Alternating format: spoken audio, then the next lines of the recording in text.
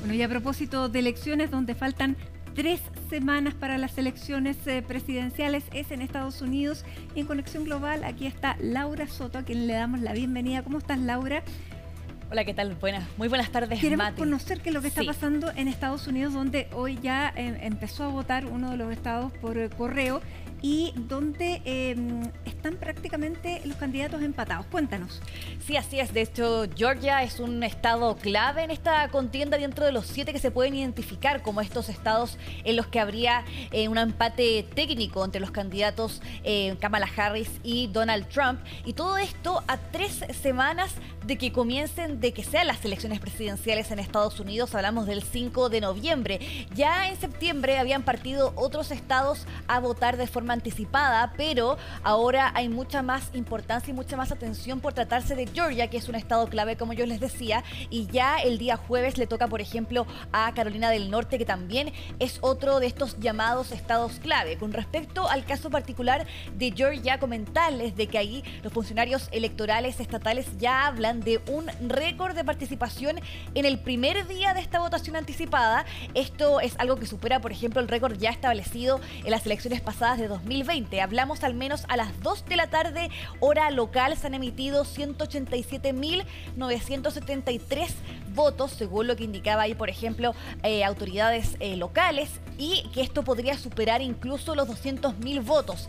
El primer día de votaciones anticipadas en Georgia en las elecciones anticipadas de 2020 fueron 136.000 votos, es decir, ya se ha superado con creces ese primer récord establecido hace ya 4 años. Les quiero mostrar también parte de los estados clave que conforman entonces esta carrera presidencial, que son estados en los cuales la disputa suele ser reñida, y lo tenemos en pantalla. Como pueden ver en pantalla, entonces son 7 estados. Ahí vemos a Wisconsin, por ejemplo, Michigan, Pensilvania, Carolina del Norte, Georgia, Arizona y también el estado de Nevada. Fíjense que son aquí 3 estados donde, por ejemplo, el caso de Donald Trump supera ligeramente a Kamala Harris. Hablamos de Georgia, Carolina del Norte y también Arizona. Y son 4 estados en los cuales es al revés. Harris supera ligeramente a Donald Trump. Hablamos de Pensilvania, Michigan, Wisconsin y Nevada.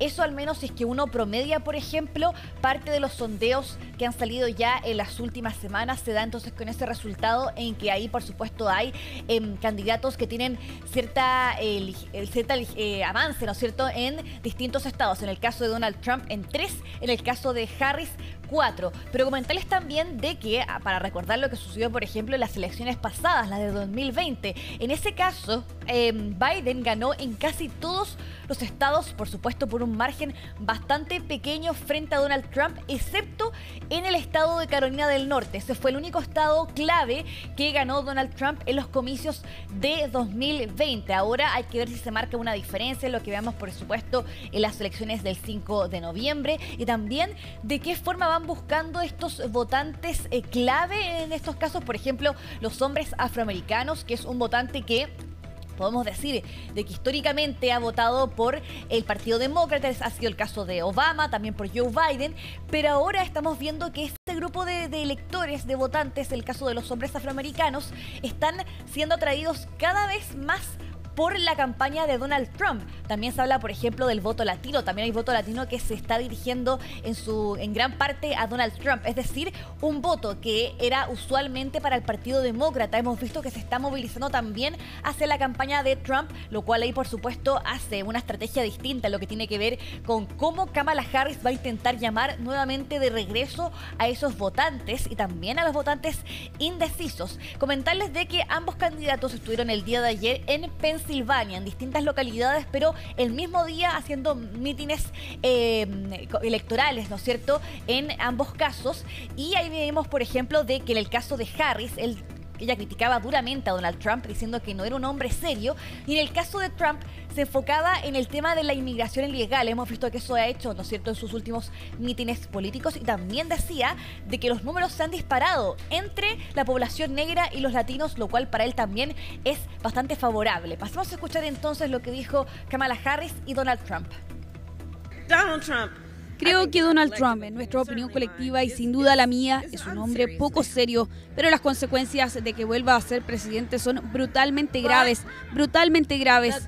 Escucharon sus palabras, está hablando del enemigo dentro de Pensilvania, está hablando del enemigo dentro de nuestro país, Pensilvania, está hablando de que considera a cualquiera que no lo apoye, que no se doblegue a su voluntad como enemigo de nuestro país. Donald Trump está cada vez más inestable y desquiciado y busca un poder sin límites. Eso es lo que busca. Quiero decir, si echas un vistazo a lo que está pasando en Springfield, Ohio, una ciudad de 50.000 personas, acaban de añadir 32.000 personas, inmigrantes ilegales, y no vamos a tolerarlo. Nos vamos a encargar de que sus costos se reduzcan y no van a tener un problema. Nos vamos a encargar de que sus costos se reduzcan y no van a tener un problema. Porque el mayor problema, y lo estoy escuchando de la gente negra y en menor medida en este momento, pero será la misma gente hispana, y te diré lo que nuestros números de las encuestas se han disparado con los negros y los hispanos. Se han disparado y me gusta eso. Bien, comentarles que ahora los sondeos en general a nivel nacional hablan de un empate técnico entre ambos candidatos y, por ejemplo, lo que ha hecho CNN es recopilar parte de esos sondeos a nivel nacional, ha sacado un promedio y lo que se ve ahí es que Kamala Harris obtiene un 50% de las preferencias y en el caso de Trump 47%. Sigue siendo ahí un empate técnico por el margen de error de 5 puntos porcentuales, por lo cual ahí todavía no hay una clara definición en estos votos y cada vez más estrecha, más reñida entonces es esta campaña electoral de cara a las elecciones del próximo 5 de noviembre. Hablando del meeting que realiza Donald Trump en Pensilvania, comentarles que sucedió algo que es inusual en sus eventos electorales y es que terminó este meeting con casi 40 minutos de música. Ahí se lo oyó bailando, cantando, moviéndose de un lado a otro, escuchando esta música. Es algo bastante inusual, se ve que él les coloca música que le gusta en sus actos políticos, pero tanto tiempo eso es extraño y resulta de que esto ocurre porque dos asistentes se desmayaron en medio de este mitin político que era en un lugar cerrado y se cree que fue por el calor que finalmente se desmayaron porque las puertas estaban cerradas y al ocurrir estos 2 desmayos ocurría en un momento en que había una suerte de dinámica de preguntas y respuestas con el público. Él decide cancelar entonces esa dinámica o terminarla anticipadamente y comienzan a suceder estas canciones. Se veía que la gente no se iba aparentemente, por lo cual siguió ahí sacando canciones que le gustaban. Así que bastante llamativo entonces lo que sucede ayer en el meeting de Donald Trump. Ahora vamos a hablar sobre la guerra en Medio Oriente porque el gobierno de Biden ha enviado una carta a Israel para exigirles de que tomen medidas para poder mejorar la situación humanitaria en Gaza, esto en un plazo de 30 días.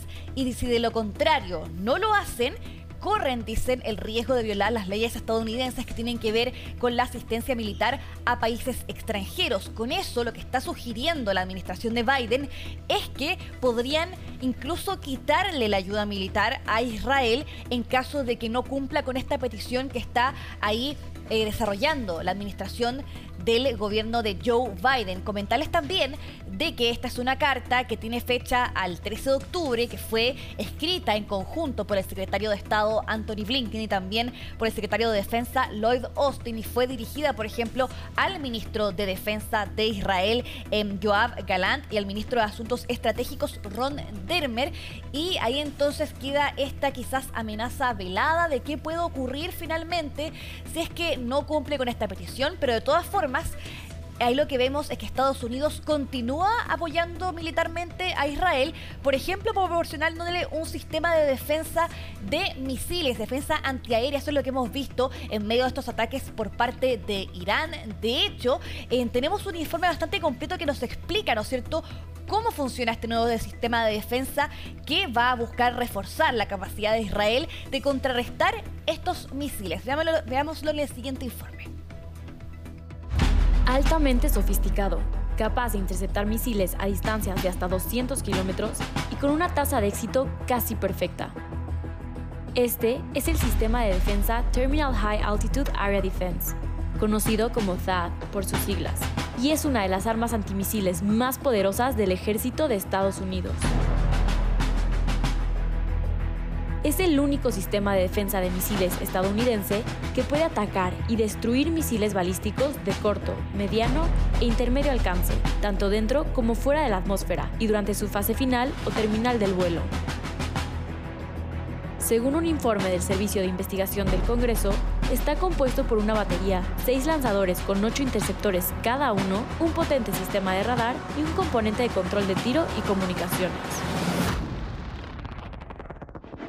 Según el proyecto de defensa de misiles, el sistema de radar puede detectar y rastrear objetos a distancias de hasta 3.000 kilómetros y en su modo terminal puede apuntar hacia arriba para adquirir objetivos durante su descenso. Funciona eliminando los objetivos al colisionar contra ellos. Además, tiene una capacidad globalmente transportable y es de rápido despliegue. Según el proyecto de amenaza de misiles del Centro de Estudios Estratégicos e Internacionales, los modelos de producción del sistema THAAD nunca han fallado en interceptar objetivos entrantes durante las pruebas.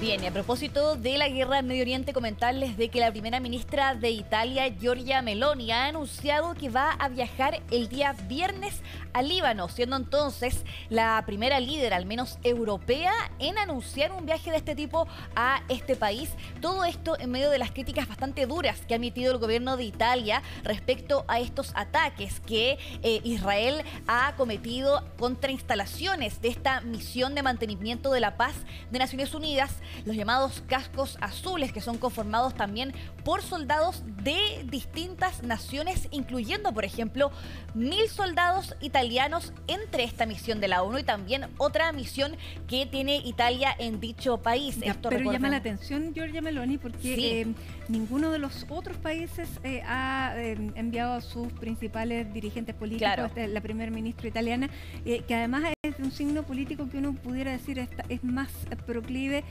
a la tendencia más nacionalista de Netanyahu. Sin embargo, es ella la única que ha ido. Sí, eso, y además también, de hecho, su gobierno fue uno de los que también tuvo un apoyo férreo hacia Israel cuando ocurren estos ataques de Hamas el pasado, ya hace un año más bien, pero ahora ha cambiado una postura mucho más dura en medio de estos ataques porque afectan directamente entonces a esta misión de paz. Entonces, por lo mismo también es una postura que, como tú bien dices, Mati, llama la atención en ese sentido debido a la postura que había tomado Giorgia Meloni de apoyo a Israel, por ejemplo. Incluso Estados Unidos tampoco ha sido, no ha al menos dicho críticas tan duras como sí lo ha hecho Giorgia Meloni contra Israel debido a estos ataques. De hecho, por ejemplo, también están críticas a esto que ha pedido Israel, que es movilizar a estas tropas de la misión de la paz de la ONU hacia el norte del Líbano, es decir, sacarlos de su zona del sur de este territorio, lo cual, por supuesto, ha generado también muchas críticas por parte de la comunidad internacional. Ella, ante la Cámara Baja, dice que la retirada de fuerzas de la misión de la ONU por petición de Israel sería un grave error. Pasemos a escuchar lo que dijo.